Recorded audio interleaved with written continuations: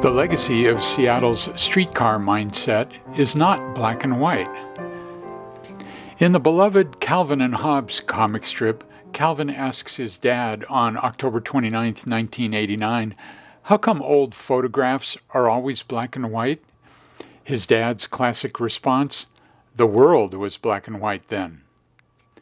The jest underscores how hand-tinted images like this week's Then photo, circa 1924, can let the color-habituated among us better envision city life a century ago. Looking north and slightly east, we hover above East Jefferson Street in an impressive bird's-eye view of the Seattle Electric Company's centrally located all-wood streetcar barn and yard between 13th and 14th Avenues on First Hill. Erected on former pro-baseball grounds and replacing a barn at 6th and Olive downtown, the storage and maintenance complex was to have been opened for the 1909 Alaska-Yukon Pacific Exposition, but its launch came shortly afterward. At its north side, a tower stored water for potential fires, while the city completed its fire hydrant network. With electrified streetcars continually rolling in and out, the unfenced facility became a busy community landmark, referenced for decades as a locator in classified ads for nearby apartment and room rentals and cafes.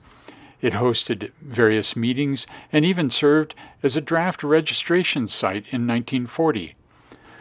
The last Seattle streetcar ran in 1941, but the Jefferson hub operated for 44 years past the city's rail-to-rubber conversion to trolley coaches. In 1984, the city sold the property to Seattle University, which 10 years later converted it to a soccer stadium, dubbed Championship Field in 1998. Despite today's focus on light rail expansion and getting people out of cars, Seattle's matrix of now vanished streetcars produced a higher per capita use of public transit, notes Mike Bergman, retired Sound Transit and King County Metro planner and author of Seattle's Streetcar Era, An Illustrated History, 1884 to 1941. "I think there was more appreciation of the system then," he says. "The highest levels of ridership occurred during the First and Second World Wars, when population densities were far less. Part of it was lower car ownership. Fewer people could afford a car. Fewer still could afford two cars. Gradually and relentlessly," he says, "automobile and petroleum interests converted the public mindset to individualized travel. They certainly made it easy to fill up your tank, and it was really cheap," he says. "It also became a status symbol." Bergman optimistically predicts another mass transit heyday, fueled by increased urbanization. "I just don't think all of those people will be able to get around solely in cars," he says. Here we can return to the comic Calvin.